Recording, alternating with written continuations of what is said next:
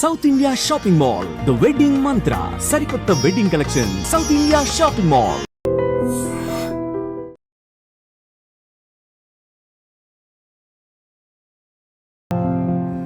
కోనసీమ జిల్లాలో 2 దుర్ఘటనలు తీవ్ర విషాదాన్ని నింపాయి. కమిడిలంకలో గోదావరిలో స్నానానికి వెళ్లి 11 మందిలో 3 సురక్షితంగా బయటపడితే 8 మంది గల్లంతైనటువంటి దుర్ఘటన మరొక ముందే కొన్ని గంటలు గడవక ముందే వశిష్ఠ గోదావరిలో స్నానానికి అని వెళ్లి ఈత సరదా కోసం వెళ్లి మరొక 3 యువకులు ప్రాణాలు కోల్పోయినటువంటి మరొక బాధాకరమైన ఘటన చోటు చేసుకుంది. ఒక్కసారిగా కోనసీమ జిల్లాలో విషాదం అలముకుందని చెప్పొచ్చు. తమ బిడ్డల్ని కోల్పోయిన బట్టి కన్న తల్లిదండ్రుల రోదన అక్కడ తీవ్ర విషాదాన్ని నింపింది. వాళ్ళ కన్నీటి రోదన ఎవరు చెప్పడానికి కూడా మాటలు రావటం లేదు, వర్ణనాతీతం. సో కమిడిలంకలో జరిగినటువంటి దుర్ఘటనలో స్నేహితుడు అభిషేక్ తన ఇంట్లో జరిగినటువంటి ఫంక్షన్ కి ఇన్వైట్ చేయడంతో మొత్తం 11 మంది స్నేహితులు, వీళ్ళు చిన్నప్పటి నుంచి ఫ్రెండ్స్, 10th క్లాస్ అంతా ఒకే దగ్గర చదువుకున్నారు, వేరు కాలేజీలు ఇప్పుడు చదువుతున్నారు. అయితే 11 మంది అప్పటి వరకు భోజనం చేసి 1 గంట వ్యవధిలోనే కమిడిలంకలో సరదాగా స్నానం చేసి వద్దాం, ఈత కొడదాం అని వెళ్ళి గల్లంతైన 8 మంది కోసం 2 రోజులుగా రెస్క్యూ ఆపరేషన్ కొనసాగింది. ఆ డెడ్ బాడీస్ ని వెలికి తీయటానికి 40 మంది ఎన్డీఆర్ఎఫ్ బృందాలు, అలాగే స్థానిక గజ ఈతగాళ్లు కావచ్చు, లేకపోతే మత్స్యకారులు, వీరందరూ కూడా నిర్విరామంగా శ్రమించి మృతదేహాలను అయితే బయటికి తీసుకురావడం జరిగింది. ఈ దుర్ఘటన జరిగి ఇంకా గంటల వ్యవధి కూడా గడవక ముందే ఇప్పుడు వశిష్ఠ గోదావరిలో మరో 3 యువకులు ప్రాణాలు కోల్పోయారు. పి గన్నవరం మండలం నాగుళ్లంకకు చెందినటువంటి 2 యువకులు, అలాగే పశ్చిమ గోదావరి జిల్లా యలమంచిలి మండలానికి చెందినటువంటి ఒక విద్యార్థి అంటే ప్రవీణ్, సూర్యతేజ, పాల్ కుమార్, ఈ 3 కూడా మొన్న 10th క్లాస్ ఎగ్జామ్స్ రాసి మంచి మార్కులతో పాస్ అయిన వాళ్ళు. ఇప్పుడు గోదావరిలో స్నానానికని వెళ్ళి అక్కడ జల సమాధి కావటం ఎవరు జీర్ణించుకోలేకపోతున్నారు. 2-3 రోజుల వ్యవధిలో జరిగిన 2 దుర్ఘటనలలో 11 మంది నవ యువకులు, వీరంతా కూడా 13 సంవత్సరాల నుంచి 20 సంవత్సరాలు మధ్య వయసు ఉన్నటువంటి వాళ్ళు. వీళ్ళని కోల్పోవటం ఆ కన్న తల్లిదండ్రుల గుండె రోదన ఎలా ఉంటుందో ఒక్కసారి మనం ఊహించుకుంటేనే కష్టంగా అనిపిస్తోంది. ఈ వేసవి కాలంలో చాలా ప్రమాదాలు జరుగుతున్నాయి. అందులో నీటి ప్రమాదాలు చాలా ఎక్కువ జరుగుతున్నాయి. కేవలం అక్కడ ఈత కొడదాము, సరదాగా వెళ్దాము, సరదాగా గడుపుదాము, అలానే కాసేపు స్నానం చేసి వచ్చేద్దాము, ఈ ఆలోచనే తప్ప ఆ నీళ్లు వెనుక, ఆ జలం వెనుక ఉన్నటువంటి ప్రమాదాన్ని మాత్రం వీరు పసిగట్టలేకపోతున్నారు. అక్కడ లోతు అంచనా వేయలేకపోవడమే ప్రమాదానికి కారణంగా తెలుస్తోంది. 2 దుర్ఘటనలో మొత్తం 11 మంది జల సమాధి అయిపోయారు. కోనసీమ జిల్లా మొత్తం విషాద ఛాయలు అలముకున్నాయి. ఎవరు జీర్ణించుకోలేకపోతున్నారు. గతంలో ఎప్పుడు కూడా ఇలాంటి దుర్ఘటనలు మేము చూడలేదు అంటూ ప్రతి ఒక్కరు, గ్రామస్తులు కూడా కన్నీటి పర్యంతం అవుతున్నటువంటి పరిస్థితి ఉంది. గత 2 రోజులుగా మీడియాలో కమిడిలంకలో గోదావరిలో గల్లంతైనటువంటి 8 మంది యువకుల కోసం కంటిన్యూస్ గా నిర్విరామంగా నిరంతరాయంగా వార్తలు ఇస్తూనే ఉన్నాం. అయినా కూడా ఎక్కడ మార్పు రావటం లేదు. తల్లిదండ్రుల పర్యవేక్షణ ఎక్కడ పోతోంది? పిల్లలు అసలు పెద్దల మాట మీరు వినకుండా ఎందుకు అలా ప్రవర్తిస్తున్నారు? అసలు మిమ్మల్ని పోగొట్టుకుంటే ఫస్ట్ మిమ్మల్ని నష్టపోయేది మీ కన్న తల్లిదండ్రులే. వాళ్ళ కడుపు శోకం ఎవ్వరు కూడా తీర్చలేంది. వాళ్ళ గుండెలు అవిసినేలా రోధిస్తున్నటువంటి తీరు కావచ్చు, ఎవరు ఎన్ని మాటలు చెప్పి నచ్చజెప్పే ప్రయత్నం చేసినా మిమ్మల్ని పోగొట్టుకున్నటువంటి మీ కన్న తల్లిదండ్రుల కన్నీళ్లు ఎప్పటికీ ఎవరు తొడవలేరు. ఈ విషయాన్ని మాత్రం మీరు ఖచ్చితంగా మైండ్లో పెట్టుకోవాల్సిందే. ఏదో 4-5 ఫ్రెండ్స్తో వెళ్తున్నాం, ఎవరో ఒకరు మొదలు పెడతారు, అరే అక్కడ ఈత కొట్టొద్దాం రా, సరదాగా ఉంటుందిరా, నేను ఇంతకు ముందు వెళ్ళాను రా, భలే ఉంటుంది అంటారు. అంతే. ఇంకా అక్కడ మీలో ఈత వచ్చా రాదా, ఒకవేళ ప్రమాదం జరిగితే మనల్ని ఎవరు కాపాడుతారు, మనలో ఎవరికైనా స్విమ్మింగ్ వచ్చా రాదా అనే విషయం కూడా ఆలోచించకుండా ఒక ఫ్రెండ్ చెప్తున్న మాటలు విని ఇన్ఫ్లుయెన్స్ అయ్యి ప్రభావితమై వెళ్ళిపోతున్నారు. అక్కడ మీ ప్రాణాలు పణంగా పెడుతుంటే మీకోసం మీ అమ్మ, నాన్న, మీ అన్న, చెల్లి, అక్క, తమ్ముడు, ఇలా వీళ్ళు పడుతున్నటువంటి బాధ, రోదన ఎవరు తీరుస్తారు? మిమ్మల్ని పోగొట్టుకుంటున్నటువంటి మీ కుటుంబంలో ఆ లోటుని ఎవరు పోర్చగలరు చెప్పండి? ఎందుకు మీరు అసలు మాట వినటం లేదు? ఎందుకు అసలు మీరు తల్లిదండ్రుల కంట్రోల్లో ఉండటం లేదు? గత కొన్ని రోజులుగా సమ్మర్ హాలిడేస్ ఇచ్చిన దగ్గర నుంచి చెప్తూనే ఉన్నాం కంటిన్యూస్గా. ఎక్కడ ప్రమాదం జరుగుతుంది అనేది పక్కన పెట్టండి, కానీ ప్రమాదం జరుగుతుంది, పిల్లల ప్రాణాలే పోతున్నాయి.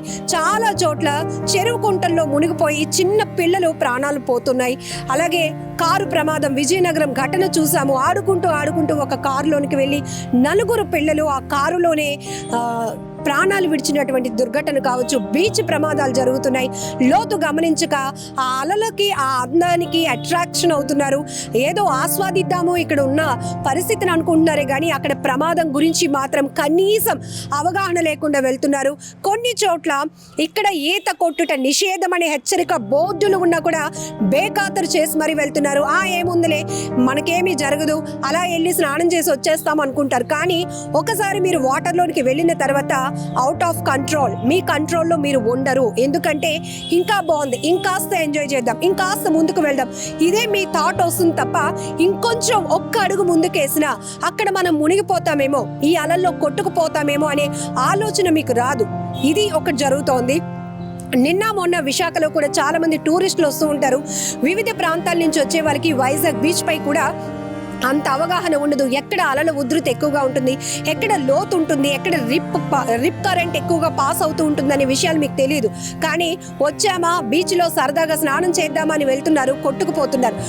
మొన్న నలుగురిని ఒకేసారి కొట్టుకుపోతున్న 4, వాళ్ళు కూడా పెద్దవాళ్ళే, 4 కూడా లైఫ్ గార్డ్స్ ఇమీడియట్గా రెస్క్యూ చేసి సేవ్ చేయడం వల్ల వాళ్ళు ప్రాణాలతో బయటపడ్డారు. లేకపోతే ఎంత ప్రమాదం జరిగి ఉంటుంది.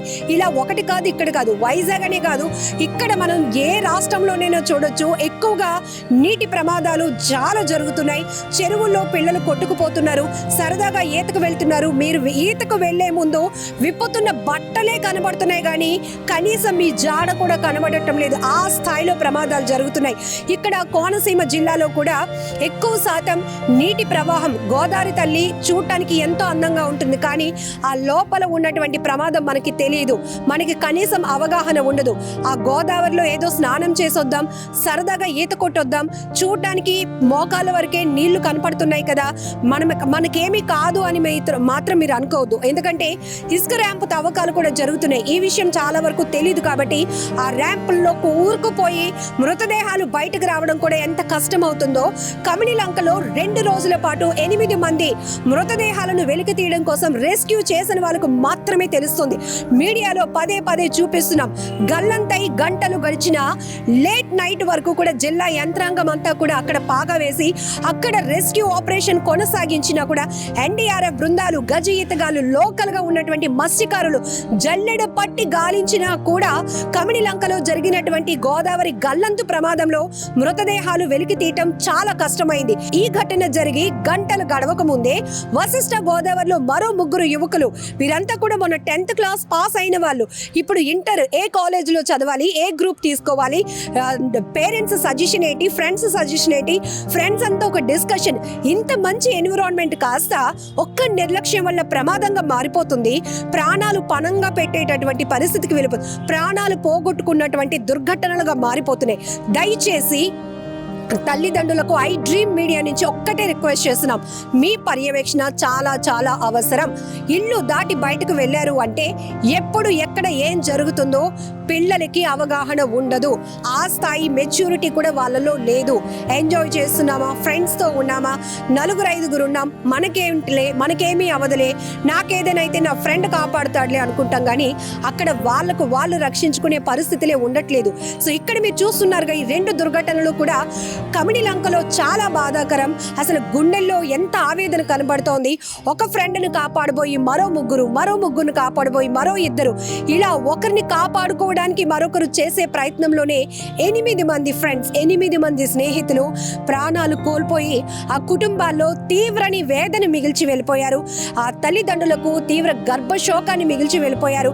ఆ తండ్రి అయితే 2 కొడుకుల్ని పోగొట్టుకున్నాను. ఒకడు డిగ్రీ ఫైనల్ ఇయర్, ఒకడు డిగ్రీ ఫస్ట్ ఇయర్ చదువుతున్నాడు, నా కళ్ళ ముందే నా పిల్లలు ప్రాణాలు పోగొట్టుకున్నారు, ఫంక్షన్కి వెళ్ళొస్తారు, ఫ్రెండ్ ఇంటికి వెళ్తున్నారు అని అనుకున్నాం తప్ప ఇలా మళ్ళీ విగత జీవులుగా మారిపోతారు అని అనుకోలేదు అంటూ ఓ తండ్రి పెట్టుకున్నటువంటి కన్నీటి రోదన ఇప్పటికీ అలా కళ్ళ ముందు కదలాడుతూనే ఉంది, కన్నీళ్లు తెప్పిస్తూనే ఉంది. దయచేసి మీ పిల్లల బాధ్యత మీదే. పిల్లలు మీరు కూడా ఎంత పెద్ద ఏజ్ వచ్చేసినా, ఎంత మెచ్యూరిటీ లెవెల్స్ మీకున్నా, ఎంతమంది చుట్టూ మీ ఫ్రెండ్స్ ఉన్నా కూడా ప్రమాదం పొంచి ఉంటే ఎవరు ఏమీ చేయలేరు. మిమ్మల్ని కోల్పోతే బాధపడేది మీ పేరెంట్స్ మాత్రమే. ఒక్కసారి గమనించుకోండి, జాగ్రత్తగా ఉండండి. ఇంకొకటి, ఇక్కడ కోనసీమలో 2 ప్రమాదాల్లో ఒక నిర్లక్ష్యం కనపడుతోంది. ఇక్కడ ఎక్కువగా వాటర్ ఫ్లోటింగ్ ఉంటుంది, ఆటుపోట్లు ఎక్కువగా ఉంటాయి. ఇక్కడ ఇసుక ర్యాంప్ తవ్వకాలు జరుగుతున్నాయి. ప్రమాద హెచ్చరిక బోర్డులు కూడా పెట్టాల్సినటువంటి బాధ్యత ఉంది.